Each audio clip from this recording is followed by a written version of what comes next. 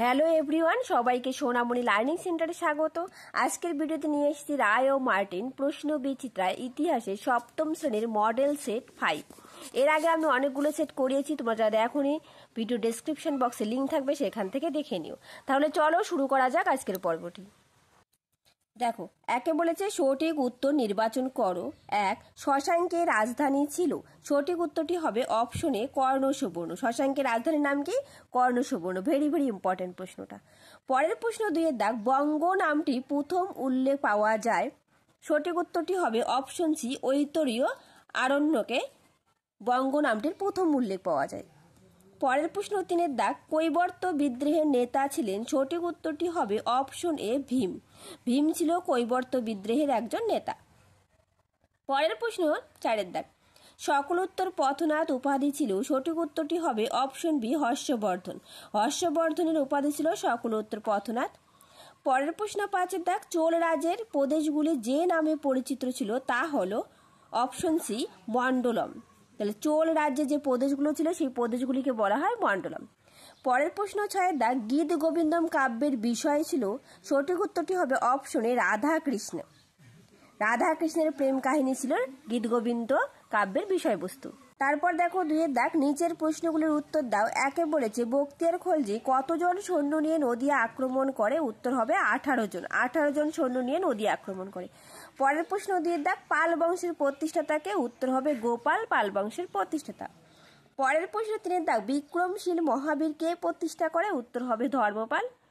পরের প্রশ্ন 4 এর দাগ, পবনদূত রচয়িতা কে, অর্থাৎ পবনদূত যে কাব্যটা ছিল রচয়িতা করেছিলেন ধৈ।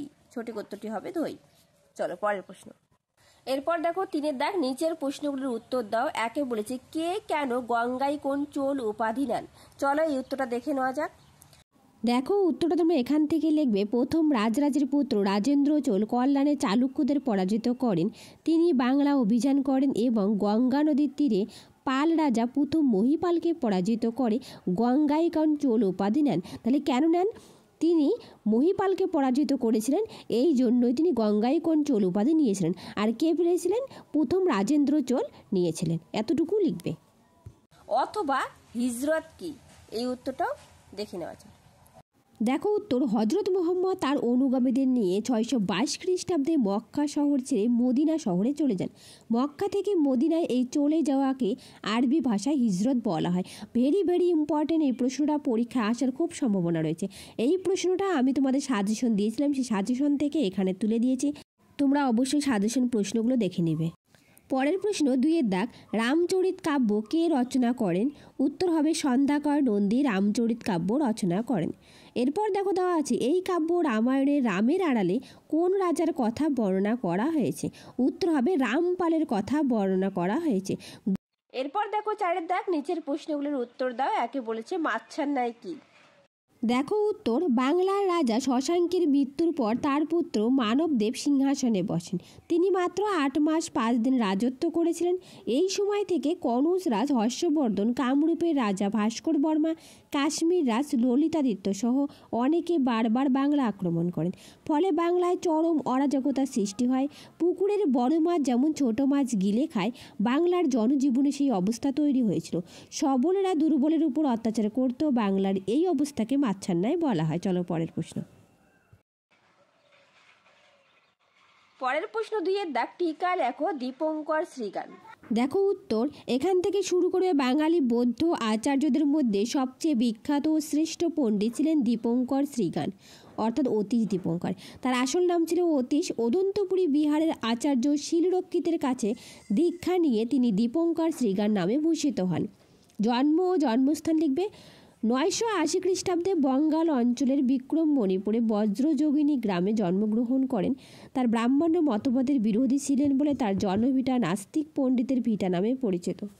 পরের পয়েন্ট করবে, মহাবিহারের অধ্যক্ষরূপে অতীশ দীপঙ্কর শ্রীগান সম্ভবত বিক্রমশীল, অদন্তপুরী ও সোমপুরী মহাবিহারের আচার্য অধ্যক্ষ ছিলেন। তারপর পয়েন্ট করবে, তিব্বতে অতীশ তিব্বতের রাজা জ্ঞানপ্রভের আমন্ত্রণে তিনি 1040 খ্রিস্টাব্দে তিব্বতে গিয়েছিলেন। সেখানে তিনি মহাযান বৌদ্ধ ধর্ম প্রচার করেন, বৌদ্ধ ধর্মকে জনপ্রিয় করে তুলেছিলেন। তিব্বতে তিনি বুদ্ধের অবতার রূপে পূজিত হন। তিব্বতের রাজধানী লাসায় তার সমাধিস্থল আজও বৌদ্ধদের কাছে তীর্থক্ষেত্র। এইটুকু খুব সুন্দর করে পয়েন্ট করে করে লিখবে। অথবা চর্যাপদ সম্পর্কে কি জানো? দেখো উত্তর, খ্রিস্টীয় অষ্টম থেকে দ্বাদশ শতকের মধ্যে বৌদ্ধ সিদ্ধাচার্যরা যে কবিতা গান রচনা করেছিলেন সেগুলিকে চর্যাপদ বলা হয়। আচার্য হরপ্রসাদ শাস্ত্রী নেপাল থেকে চর্যাপদের পুঁথি উদ্ধার বা আবিষ্কার করেছিলেন। তারপর পয়েন্ট করবে, চর্যাপদ রচনা করেন বৌদ্ধ সিদ্ধাচার্যরা। বৌদ্ধ সিদ্ধাচার্যদের মধ্যে উল্লেখযোগ্য ছিলেন রুইপাদ, সরহপাদ, কান্নপাদ, ভূষকপাদ। পর দেখো 5-এর দাগ, নিচের প্রশ্নগুলোর উত্তর দাও। 1 বলছে ত্রিশক্তি সংগ্রাম কি? চলো এই উত্তরটা দেখে নেওয়া যাক। উত্তর, ত্রিশক্তি সংগ্রামে 3টি রাজশক্তি ছিল বাংলার পাল, পশ্চিম ভারতের গুর্জার, প্রতিহর এবং দক্ষিণ ভারতের রাষ্ট্রকূট বংশ। ত্রিশক্তি সংগ্রামের মূল কারণ কি? কনৌজের অধিকারকে নিয়ে ত্রিশক্তি সংগ্রামের সূত্রপাত হয়েছিল। এই সংগ্রামের মূল কারণ নিহিত ছিল কনৌজের ভৌগোলিক, অর্থনৈতিক, রাজনৈতিক এবং ঐতিহ্যগত গুরুত্বের মধ্যে। এরপর বাংলায় কোন বংশের রাজত্ব শুরু হয়? উত্তর হবে পাল বংশের রাজত্ব শুরু হয়। মোহাম্মদ ঘুরি কবে মারা যান? উত্তর হবে 1206 খ্রিস্টাব্দে মোহাম্মদ ঘুরি মারা যান। পরের প্রশ্ন 2-এর দাগ, চোল শাসন ব্যবস্থা সম্পর্কে লেখো। চলো উত্তরটা দেখে নেওয়া যাক। দেখো উত্তর, চোল সাম্রাজ্যের রাজা ছিলেন সর্বেসর্বা। রাজাকে সাহায্য করত মন্ত্রীদের একটি পরিষদ। সমগ্র চোল রাজ্যকে চোল মণ্ডলম বলা হতো। চোল মণ্ডলম সুন্দর শাসন ব্যবস্থা গড়ে উঠেছিল। শাসন ব্যবস্থাগুলো লিখবে প্রদেশ বা মণ্ডলম, জেলা বা কোট্টাম, অঞ্চল বা নাড়ু, গ্রাম পরিষদ বা উর, সভা এবং নগরম। আমি আর পড়ছি না, তোমরা প্রত্যেকটা পয়েন্ট করে করে সুন্দর করে লিখবে। তার কারণ পয়েন্ট করে লিখলে নাম্বার খুব ভালো আসে। মনে করো 5-এর মধ্যে 5ই তোমাকে দিবে, ঠিক আছে? চলো পরের প্রশ্ন। অথবা নালন্দা বৌদ্ধ বিহার সম্পর্কে যা জানো লেখো। চলো এই উত্তরটা দেখে নেওয়া যাক। দেখো উত্তর, প্রথমে ভূমিকা লিখবে প্রাচীন ভারতের শিক্ষার প্রসারে যে বৌদ্ধ বিহারটি উল্লেখযোগ্য ভূমিকা গ্রহণ করেছিল তা হলো নালন্দা মহাবিহার। প্রতিষ্ঠা বর্তমান ভারতে বিহার রাজ্যের পাটনা জেলার অন্তর্গত রাজগিরের কাছে নালন্দা মহাবিহারের ধ্বংসাবশেষ আছে। সম্ভবত গুপ্ত সম্রাটদের আমলে খ্রিস্টীয় 5ম শতকে এটি প্রতিষ্ঠিত হয়েছিল। 2 পৃষ্ঠপোষকতা, নালন্দা মহাবিহার হর্ষবর্ধন ও পাল রাজাদের সাহায্য পেয়েছিল। স্থানীয় রাজা ও জমির মালিক ছাড়াও সুদূর সুমাত্রা দ্বীপের শাসকও মহাবিহারের জন্য সম্পদ দান করেছেন। 3 নম্বর পয়েন্ট করে প্রবেশিকা পরীক্ষা। নালন্দা মহাবিহারে ভর্তি হওয়ার আগে শিক্ষার্থীদের কঠিন প্রবেশিকা পরীক্ষায় উত্তীর্ণ হতে হতো। চলো পরের পয়েন্ট। ছাত্র শিক্ষক, নালন্দা মহাবিহারে ছাত্রদের নিখরচায় খাবার, জামা কাপড়, সজ্জাদ্রব্য, ঔষধপত্র দেওয়া হতো। নালন্দা সমৃদ্ধির যুগে 10,000 জন আবাসিক ভিক্ষু এখানে থাকতো। তার মধ্যে 500 জন ছিল শিক্ষক, 8,500 জন ছিল মাত্র ছাত্র। 5 পাঠ্যসূচি। নালন্দা মহাবিহারের পাঠ্যসূচিতে ছিল বৌদ্ধশাস্ত্র, বেদ, নীতিশাস্ত্র, আয়ুর্বেদ শাস্ত্র, ব্যাকরণ, গণিত প্রভৃতি। পতন, 13 শতকে তুর্কি আক্রমণকারীরা বিহার অঞ্চল আক্রমণ করে এই মহাবিহারের ব্যাপক ক্ষতি করেছিল। তারপর উপসংহার লিখবে, ঠিক আছে? নালন্দা মহাবিহারের শিক্ষা দীক্ষার খ্যাতি একসময় সমগ্র এশিয়ায় ছড়িয়ে পড়েছিল। 2014 সালে বিহারের রাজগিরে ধ্বংসপ্রাপ্ত নালন্দার পাশে নতুন করে নালন্দা বিশ্ববিদ্যালয় গড়ে তোলা হয়েছিল। তাহলে আজ রইল এই পর্যন্ত। আবার দেখা হবে নতুন আরেকটা ভিডিওতে। Thank you everyone.